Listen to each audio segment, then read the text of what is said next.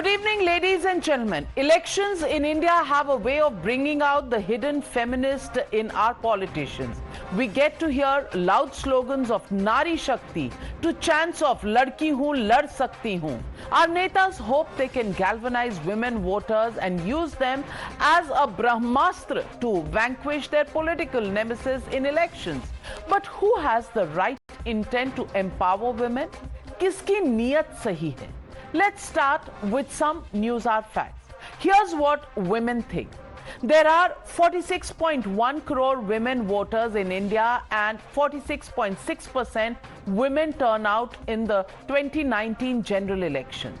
In 2019 Lok Sabha polls, 43% women voters voted for the BJP, 27% chose the Congress, and 6% opted for the BSP, and only 2% voted for the left. But why is it that women voters have thronged towards the Saffron Party instead of the self-proclaimed liberal progressive parties like the Congress? The India bloc has made a strong pitch for Nari Shakti, but are the voters buying their arguments? Remember, Nitish Kumar, a top challenger for the Prime Minister's post, has dug himself into a literal hole of alleged misogyny. His graphic explainer on the floor of the House and lewd gestures on population control inside the floor of the Assembly has now grudgingly apologized, both inside and outside the House. He said that if his words have offended anyone, he apologizes. Listen in. मैं माफी मांगता हूँ अरे live Bihar इसके लिए अरे नीचे कीजिए वापिस करता हूँ इन सब बातों का। अगर इसको हमने यूं ही कुछ बात कहा और उसको ले करके इतनी निंदा हो रही है, तो मैं भाई देखिए, अगर मेरी कोई बात कहना गलत था तो मैं इसके लिए माफी मांगता हूँ। आप जो बोल रहे हैं, हमसे आज प्रेस वालों ने पूछा है तो हमने सफाई दे दी है। अगर मेरी किसी बात को लेकर के तकलीफ हुई है तो मैं अपनी बात को वापस करता हूं और मैं अपनी निंदा करता हूं। आप लोग कल सहमत थे, लेकिन आप लोगों को आदेश आया होगा कि मेरी निंदा करो, तो मेरे किसी बात के लिए है, मैं उस सब को वापस करता हूं और मैं उस सब को वापस करता हूं। But let's remind you of Nitish's vivid and graphic description of birth control methods inside the Assembly yesterday, which sparked off this row. इसलिए अब सबको अगर पढ़वाएंगे तभी ना इसका होगा। अगर लड़की पढ़ जाएगी तो जानते हैं लड़का और लड़की का जो होता है शादी, तो लड़कवा तो रोज लड़किया के साथ रतवा में सुतवे न करता है, और उसी समय लड़की जो है कहती है कि ठीक है रात में करो, लेकिन अपना जो तुमको निकलने लगे तो बहरवा निकाल के बाहर फेंक दो। लड़की सब अब सबको समझा रही है, जरा जान लीजिए, लड़की सबको समझाती है। तो जो हम लोगों ने कहा कि अगर पढ़ लेगी लड़की और वो जब शादी होगा लड़का लड़की में, तो जो पुरुष है वो तो रोज रात में जो सदिया होता है उसके साथ करता है ना, तो उसी में और पैदा हो जाता है। और लड़की पढ़ लेती है तो हमको मालूम था कि वो करेगा ठीक है, लेकिन अंतिम में भीतर मत घुसाओ, उसको बाहर कर दो। करता तो है, तो उसी में आप समझ लीजिए संख्या घट रही है। Galti said it twice, once on the floor of the Assembly, once on the floor of the Vidhan Parishad. Galti? Was it really a galti? And was the apology an apology, or was it literally a favor that he was doing to women of India? Well, however, the most scathing attack came from the Prime Minister himself. He set a litmus test for the India bloc to come out and openly condemn Nitish's sexist and lewd comments. Listen in.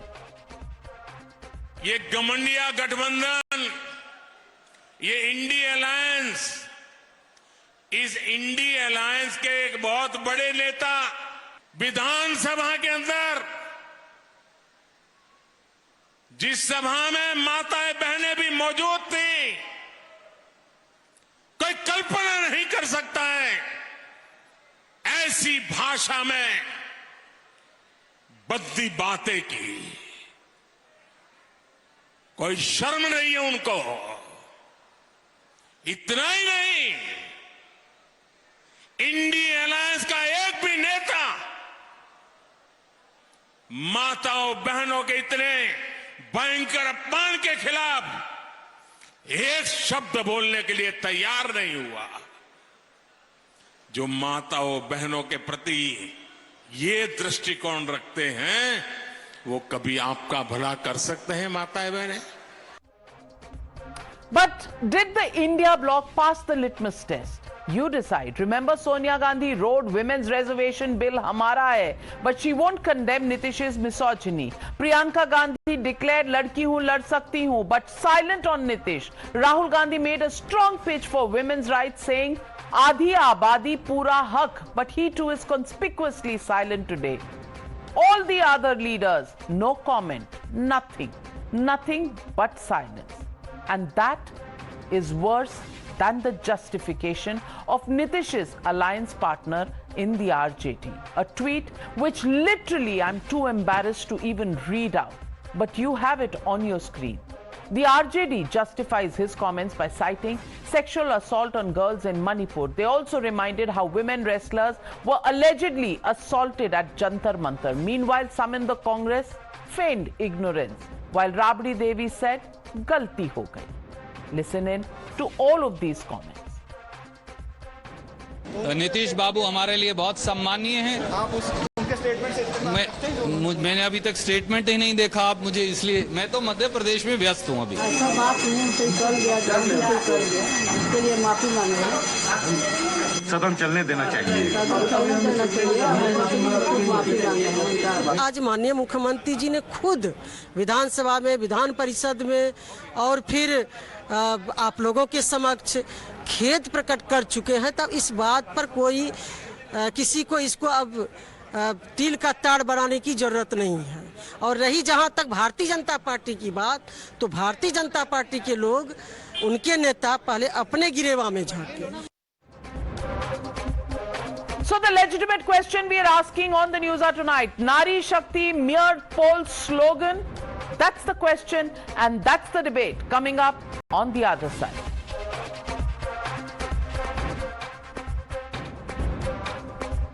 Well, breaking news coming in on the News Hour tonight ahead of the ethics panel meeting tomorrow at 4 p.m. Times Now has accessed the inside details of the Mahua Moitra controversy and the ethic panel's report. Panel has suggested the disqualification of Mahua Moitra as a member of parliament of Lok Sabha. The ethics panel committee meeting tomorrow will see the hands coming up in favor of this proposal. There are dissent notes as well that we understand have been pointed out. Joining me on the News Hour tonight is Amit Kumar, national editor of Times Now Navbharat. Amit Kumar, details क्या हैं? Ethics panel committee ने क्या recommendation दी है? देखिए, सबसे बड़ा कि जो करीब 500 पेज की ये रिपोर्ट है, जो कि रिपोर्ट तैयार हो गई है। कल 4 बजे मीटिंग है और 4 बजे की रिपोर्ट मीटिंग में इसको अडॉप्ट किया जाएगा। अपोजिशन के लोग डिसेंट नोट देंगे, लेकिन जो जानकारी मिली है कि इसमें जो कमेटी ने महुआ मोइत्रा की सदस्यता से निष्कासित करने का एक सिफारिश की है, और साथ ही साथ जो हीरा नंदानी से जो लेन देन हुआ है, मनी ट्रेल हुआ है, उसकी जांच के लिए भी सिफारिश की गई है कि उसकी भी जांच की जाए। इसके अलावा साथ ही साथ उसमें जो लॉगिन आईडी और पासवर्ड साझा करने का जो मामला है, उस मामले में भी एक आपराधिक मामला बनता है, कहीं ना कहीं उसके लिए भी सिफारिश की गई कि इसको लेकर भी जांच होनी चाहिए, सजा होनी चाहिए, या जो भी एक्शन हो उसके लिए भी सिफारिश की गई है। साथ ही साथ अगर आप देखिए तो इस मामले में जो दानिश अली है उनकी एक्टिविटीज को, जिस तरह से उन्होंने इस पूरे मामले में व्यवहार किया, जिस तरह से चेयर को लेकर, जो कि अध्यक्ष विनोद सोनकर, उसके खिलाफ उन्होंने भी अपशब्द कहे, उनको लेकर बहुत निंदा की गई है। तो इन तमाम चीजों को लेकर सबसे बड़ी खबर यही कि महुआ मोइत्रा को निष्कासित करने की सिफारिश की गई है। कल ये रिपोर्ट को वहां पर जो अडॉप्ट किया जाएगा, करीब शाम को 4 बजे एथिक्स कमेटी की बैठक में, जिसमें निश्चित तौर पर हंगामा होने के पूरे आसार हैं। अमित कुमार, बहुत बड़ा ये फैसला होगा अगर ये फैसला कल एथिक्स कमेटी की मीटिंग में आता है। ये जो सिफारिश है, इसमें नंबर गेम होगा कि एथिक्स पैनल के जितने मेंबर्स हैं वो इस पर क्या पोजीशन लेते हैं। क्या ये माना जाए कि बीजेपी के मेंबर्स ज्यादा हैं और ऑपोजिशन पार्टीज के मेंबर कम हैं? क्या ये रिकमेंडेशन आगे बढ़ेगा या इस पर भी हंगामा होने की उम्मीद है कल एथिक्स कमेटी की मीटिंग में? निश्चित तौर पर मैम देखिए, जिस तरह से ये पूरा मामला है उसमें अगर आप कमेटी के मेंबर्स की बात करिए तो करीब 15 मेंबर्स हैं, और उसमें जो मुख्य रूप से 5 लोग ऐसे थे जो कि उस समय जब महुआ मोइत्रा निकली थी तो उनके साथ विरोध में निकले थे। लेकिन जो बीजेपी के, निश्चित तौर पर सरकार और बीजेपी जो है उनके मेंबर्स ज्यादा हैं, और पिछली बार याद हो वोटिंग भी हो सकती है, क्योंकि अडॉप्ट करते समय अपोजिशन इस बात की मांग कर सकता है कि इसको लेकर वोटिंग कराई जाए। तो जो बीजेपी है या फिर जो सरकार के अलायंस है उसकी भी पूरी तैयारी होगी कि अगर वोटिंग की सिचुएशन पैदा हो तो उनके मेंबर्स कम ना हो। तो ऐसे में चाहे विनोद सोनकर तो अध्यक्ष, इसके अलावा सुनीता दुग्गल, बीडी शर्मा है, राजदीप रॉय है, सुवेदानंद सरस्वती है, सुभाष भामरे और अपराजिता सारंगी, ये जो है 6 लोग ये बीजेपी से की तरफ से। इसके अलावा अगर आप देखें तो हेमंत गोडसे है, वो शिवसेना से है, परनीत कौर, उत्तम रेड्डी जो है वो कांग्रेस से है। उत्तम रेड्डी का कल नॉमिनेशन होने वाला है वहां पर तेलंगाना में। तो ये तमाम चीजें हैं, इसलिए बीजेपी की तरफ से पूरी तैयारी है कि अगर सिचुएशन ऐसा आता है कि अपोजिशन वोटिंग की मांग करे अडॉप्ट करने को लेकर रिपोर्ट को, तो उसके लिए भी पूरी तैयारी। और निश्चित तौर पर पहले भी हंगामा हुआ था जब 2 तारीख को बैठक हुई थी, महुआ मोइत्रा के साथ 5 जो विपक्ष के नेता थे वो बाहर निकले थे, तो ये हंगामा कल भी होने की पूरे आसार हैं। Well, the stage is set for a fiery meeting of the ethics panel tomorrow, and what happens to Mahua Moitra? Well, that fate will be decided in the ethics committee meeting tomorrow at 4 p.m. Thank you, Amit, for joining me on the News Hour. Going back to the debate on Nitish Kumar and introducing my guest this evening, joining me tonight, Shehzad Poonawala, national spokesperson of the BJP, Vivek Srivastava, political analyst, advocate Nikhil Jain, political analyst, supports the Congress party, Abdul Basit, leader of the RJD, also joining me on the debate. But first question goes to Subhrashta, founder, The Churn, and Subhrashta. Subhrashta ji, I just want to ask you, apology enough? Should we move on because हमने गलती की, और अगर कोई समझता है कि हमने गलती की, I apologize, I even मैं अपनी भी निंदा करता हूं और बात भूल जानी चाहिए. Is that the way Nitish Kumar's behavior should be taken today? Because the statement made on the floor of the House was not made once, it was made twice. Once in the Vidhan Sabha, once in the Vidhar Parishad, with greater details, more, what should I call it? Hindi में जिसे कहते हैं चुस्की लेकर, even looking at the media gallery and virtually playing to the field there, and gestures which were so lewd and completely unbearable. Is it just an apology and move on this entire issue, or does it require a little bit more than that? Now, Vikaji, at the outset, let me tell you that today I feel embarrassed and ashamed as a Bihari to have, at one point in time, women of Bihar really rooted for Nitish Kumar. And I think as women voters, I think we should feel really ashamed, the kind of men we entrusted our policies and politics to.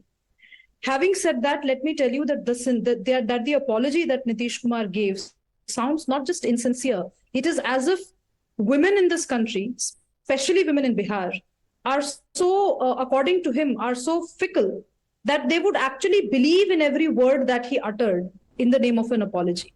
It is actually to infantilize women. जैसे हम बच्चे को झुंझुना दे करके समझा देते हैं, ये जो apology थी, ये माफीनामा था, या ये वो उस झुंझुने की तरह था. So I think at the outset, let me underscore the point that people like Nitish Kumar, I'm not even saying politicians, people like Nitish Kumar are steeped in misogyny and patriarchy. These are the kind of politicians that women should be aware of. Remember, this man has been in position of power for decades. This man has been the Sarve Sarva of Bihar for more than 15 years. And if he can stoop and speak in a language that he spoke, with gestures that he spoke, I think God save Bihar. Also, let us not only, point fingers at Nitish Kumar. Please remember that none of the alliance partners, whether it is the Indie Alliance or, RJD members with whom he's running the government there, none of them came out to give unequivocal apology. In fact, till the time Nitish Kumar did not criticize, the Deputy Chief Minister of Bihar actually came out to say that, this was all in the name of sex education. Let me tell you, Navika ji, and I'm sure Abdul Basit might not agree with the tone and tenor in which I talk about this issue, but it is important. For once, I agree with Kejriwal that it is important for educated people to be in politics. For somebody who is a 9th standard fail, for somebody who does not even know the basics of what comprises sex education, I don't see a future of Bihar going forward. I don't even see, I'm not even talking about a bright or a dim future. I don't see a future of Bihar. Prior to Nitish Kumar, there was Lalu Prasad Yadav. Okay. Women like us moved out of Bihar because it was so unsafe. And, by the way, Nitish Kumar hasn't said anything out of the blue. This was the norm when RJD was in power prior to Nitish Kumar. This is the kind of language, this is the kind of gestures that he used. This is all that used to happen. These are gestures that women, girls then like us have grown up with. So nothing really has changed. And I feel ashamed, I feel embarrassed, and I'm deeply pained that after Nitish Kumar, the person who is supposed to actually run Bihar, Tejasvi Yadav, this is the kind of mentality he has. So as a Bihari, I have no hope from my state. Absolutely no hope from my state. Absolutely. And Abdul Basit ji, Nitish Kumar ji ने तो जो कहा उसके ऊपर उनकी जो माफी और उसके ऊपर आरजेडी का ट्वीट, शर्मसार ना हो ये दुनिया तो क्या कहे। एक तरीका है, आप जरूर सवाल उठाइए, आप मणिपुर की भी बात करिए, आप बात करिए हमारी एथलीट्स के साथ जो हुआ था, लेकिन शब्दों का चयन जो पब्लिक डोमेन में लिखा जाता है उस पर कोई नियंत्रण होगा या नहीं होगा, कोई कंट्रोल होगा या नहीं होगा, ये किस तरह की बातें लिखी जाती हैं। और राबड़ी देवी जी कहती हैं गलती हो गया होगा नीतीश जी से, बस गलती, सॉरी।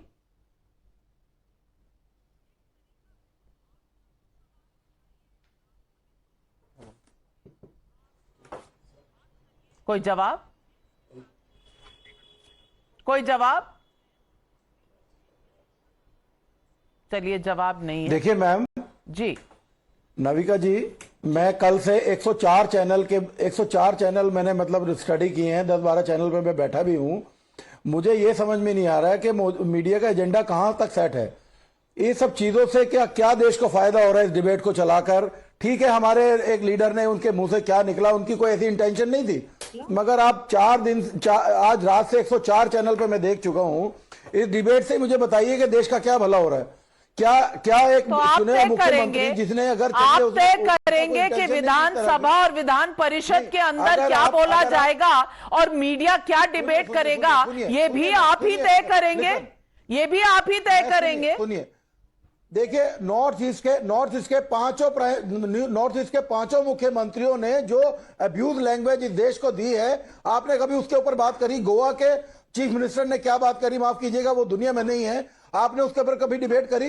देखिए बात यह है कि इस डिबेट से भला देश का भला कहां तक। 104 चैनल इसको चला रहे लगातार, 10-12 चैनल पे मैं भी बैठ के आया हूं, मैंने भी उनसे कमेंट्स करे हैं कि हाँ जी ये काम है, बिल्कुल निंदनीय है, अनपार्लियामेंट है, किसी प्रकार से इसको एक्सेप्ट नहीं किया जाता, मगर उनकी कोई ऐसी इंटेंशन नहीं थी देश को ना सही राह पर चलाइए, मेरा मकसद सिर्फ इतना है। इंटेंशन उनकी सही थी। Shehzad Poonawalla, I am coming to you, सुब्राशा जी। शहजाद पूनावाला, नीतीश कुमार की इंटेंशन सही थी, इंटेंशन मीडिया की खराब है। जो ये मुद्दा उठा रहे हैं, इंटेंशन हमारी खराब है। हम महिलाएं हैं, हमारी इंटेंशन खराब है। नीतीश कुमार की और राष्ट्रीय जनता दल की कोई भी इंटेंशन कहीं भी खराब नहीं है। आपका वक्तव्य समझ आ गया मुझे अब्दुल बासित जी, मैं समझ गई आपकी बात। देश की जनता भी समझ गई है। शहजाद पूनावाला जी, ये अप्रोच है। 104 चैनल मैडम, मैं I am already study with us. 104 channel पे डिबेट चल रही है। शहजाद जी, शायद आप म्यूट पर हैं। नाविका जी, मैं अपनी बात प्रारंभ कर सकता हूं? जी। कम से कम ऐसे संवेदनशील गंभीर मुद्दे पर हम लोग तू मैं और तू तड़ाक ना करें और एक दूसरे की बात को सुनने का प्रयास करें। सबसे पहले अगर इंटेंशन इतनी सही थी तो माफी क्यों मांगी? फिर तो चले जाते। जो अशोक जी ने कहा है या जो तेजस्वी जी ने कहा है ये सेक्स एजुकेशन है, वही स्टैंड लेते ना। माफी क्यों मांगी आपने? नाविका जी, एक सभा थी जहां पर मां द्रौपदी का चीरहरण करने का प्रयास एक दुर्योधन ने किया, और एक विधानसभा है बिहार की जिसमें की हमारी सारी नारी शक्ति का चीरहरण करने का प्रयास नीतीश जी ने किया। सोचे कि जो सुशासन बाबू के नाम से फेमस थे, आज वो बेकाबू बाबू बन चुके हैं। और बेकाबू कैसे बने हैं? ये संगत का असर है। नाविका जी देखिए ना, संगत कैसी है। जैसे अभी सुब्राशा ने बताया, इंडी अलायंस के प्रियंका वाड्रा जी, ममता बनर्जी, राहुल गांधी, अरविंद केजरीवाल, अखिलेश यादव, एक ने एक स्टेटमेंट नहीं दिया। ये इसलिए नहीं दिया क्योंकि ये आजम खान वाली पार्टी से है। आजम खान ने क्या बोला प्रजा के लिए, अबू आजमी ने क्या बोला था, मुलायम सिंह यादव जी ने क्या बोला था, टीएमसी ने रेप विक्टिम को ही शेम कर दिया था नादियाड में। आपको याद है, रिवेंज रेप को भी जस्टिफाई किया था। कांग्रेस का तो लंबा इतिहास है, टंचमाल, स्मृति ईरानी जी पर वक्तव्य। आज मैं केवल एक ही चीज कहना चाहता हूँ नाविक जी, एक चीज सोचिए। और यहाँ पर शुभ्राष्टा बैठी है इसलिए मैं कह रहा हूँ, मैं खुद अभी बूंदी से आ रहा हूँ। बूंदी जो है माता बीजासन की धरती मानी जाती है। हमारी तो वो सनातन संस्कृति है कि हम वंदन करते हैं नारी को। नारी वंदन शक्ति अधिनियम भी पारित करते हैं और वंदन भी करते हैं नारी शक्ति को। महिलाओं को कमोडिफाई करना, ऑब्जेक्टिफाई करना, ये वो सोच है, दक्यानुसी सोच जो आईसिस दिखाता है। आईसिस यजीदी को स्लेव बनाता है। ऐसी सोच से जो बोला गया धर्म से नहीं जोड़िए Shehzad Poonawalla, it's very wrong. देश में मैसेज गलत जा रहा है। नविका जी, धर्म का मामला है नहीं, ये पार्लियामेंट लैंग्वेज का मामला है कि नीतीश कुमार मांग चुके। अब्दुल बासित जी बीच में ना बोले, डिबेट सभ्य तरीके से होगी। धार्मिक मामला वहां तो स्पीकर साहब कुछ नहीं बोले। यहाँ डिबेट का नियंत्रण मैं करती हूँ, मैं तय करूंगी कौन कब बोलेगा। अब्दुल बासित जी, आप बोल चुके, अब सुनने का धैर्य भी रखे। आप सुनने का धैर्य रखे। मैं आपका फेडर डाउन कर रही हूँ। शहजाद अपनी बात कह लें, उसके बाद आप इंटरवीन कर सकते हैं। जी शहजाद जी। भारत की मूलतः सनातन सोच नारी के सामने वंदन करने वाली है। जो सोच महिलाओं को बंधक बनाना, महिलाओं का बलात्कार करना, महिलाओं को सेक्स स्लेव बनाना, ऑब्जेक्टिफाई करना, ये सोच आज वोट बैंक के चक्कर में शायरा बानू से शाह बानू का विरोध करते करते वोट बैंक के चक्कर में आज सियासी धर्मांतरण हुआ है सोच का। सुशासन बाबू से बेकाबू बाबू जो बने हैं ना, मैं नहीं मानता कि नीतीश कुमार जी को नहीं पता था, वो उनका मानसिक संतुलन बिगड़ गया। No, this is vote bank का संतुलन, जिसकी वजह से अब ये सोच, ये थॉट प्रोसेस इनग्रेन हो चुकी है इनके पूरे गठबंधन में, जहां पे वो विमेन को ऑब्जेक्टिफाई और कमोडिफाई करने के लिए तैयार है। इसलिए शाह बानू से लेकर शायरा बानू तक इन्होंने कट्टरपंथियों का साथ दिया, ना कि महिलाओं का, और यही सोच को वो एक प्रकार से आगे बढ़ा रहे हैं। बिल्कुल। और सुब्राशा जी, अब्दुल बासित जी का कहना है कि कहीं ना कहीं मीडिया की मिसप्लेस प्रायोरिटी है। हम देश का क्या भला कर रहे हैं, जाने दें, ना डिस्कस करें, क्योंकि तय तो आरजेडी करेगी, जेडीयू करेंगे कि इस देश में मीडिया क्या करेगी और क्या नहीं करेगी। नाविका जी, मैं अब्दुल बासित जी के इस वक्तव्य से बिल्कुल भी अचंभित नहीं हूं, और न ही मुझे ऐसा लग रहा है कि उन्होंने ऐसा क्यों बोला, क्योंकि मुझे इनका शासनकाल याद है। जब लालू प्रसाद यादव का शासनकाल था, एक टॉप ब्यूरोक्रेट की वाइफ के साथ गड़बड़ होती है, ऑफिशियल कंप्लेन की जाती है और आज तक वो मिली नहीं है। और वो कौन करते हैं वो गड़बड़? वो इन्हीं के पार्टी के नेताओं ने उनके साथ बदसलूकी की। तो मैं, और ये बातें तब मीडिया नहीं कवर करती थी, तो इनको तो आदत है कि मीडिया इनके पॉकेट में रहा करती थी डर की वजह से। इसलिए नहीं कि ये पैसे भी देते थे मीडिया को, इसलिए क्योंकि इतना डर था, इतना आतंक था कि वो पॉकेट में रहती थी। इसीलिए आप देखिए कि तेजस्वी यादव ने जिस बॉडी लैंग्वेज के साथ कहा कि अरे आप क्या समझते हैं, तो सेक्स एजुकेशन देने का प्रयास कर रहे हैं। ये इस पार्टी का और इनके अलायंस में जो अभी जो इनके शीर्षस्थ नेता हैं, ये इनकी मानसिकता है। मैं बिल्कुल भी अचंभित नहीं हूं नाविका जी, मैं अचंभित इस बात से हूं कि आज भी इस देश का मीडिया, हालांकि आपने घोर विरोध किया है इसका, लेकिन आज भी इस देश का मीडिया आरजेडी के नेताओं से ब्रीफ लेने का प्रयास करता है। आज भी इस देश के मीडिया को ये मॉरल साइंस का लेक्चर देके जाना चाहते हैं कि आप इस विषय पर बहस कीजिए, इस विषय पर मत कीजिए, ये विषय गौण करने लायक है, ये विषय हाईलाइट करने लायक है। अरे जब आप इतना लेक्चर दे रहे हैं मॉरल साइंस का, तो आप अपने नेताओं को ही कह देते ना कि इस टॉपिक पे बात ही मत कीजिए ना। अब्दुल बासित जी, अब दीजिए जवाब, क्या जस्टिफिकेशन है और क्या गलती दो बार होती है? विधानसभा में भी और विधान परिषद में भी, इसका जवाब भी दीजिए।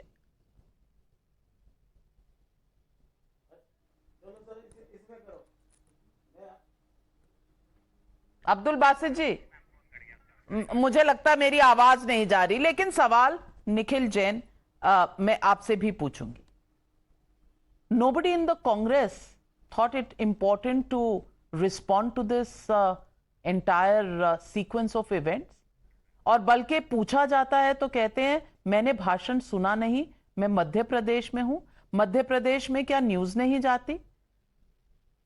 अगर दिल्ली से कोई एंकर जाता है तो वहां पहुंच जाती है खबर कि भाई बॉयकॉटेड एंकर आ गए हैं। My dear friend, they boycotted the wrong NK. Navika Kumar नहीं उनको बॉयकॉट करना चाहिए था, उनको बॉयकॉट करना चाहिए था एनके नीतीश कुमार को, जो इस तरह की शब्दावली इस्तेमाल करते हैं। Navika, why is the Congress supposed to condemn the wrong choice of words by the Bihar Chief Minister? What he was talking about was increasing education levels in women as the best tool for reducing fertility rates and engaging ensuring population control. Instead of focusing on the issue that matters to the people of Bihar, that matters to the people of India, the BJP has entirely twisted it and just gone on and on and on about the choice of his words.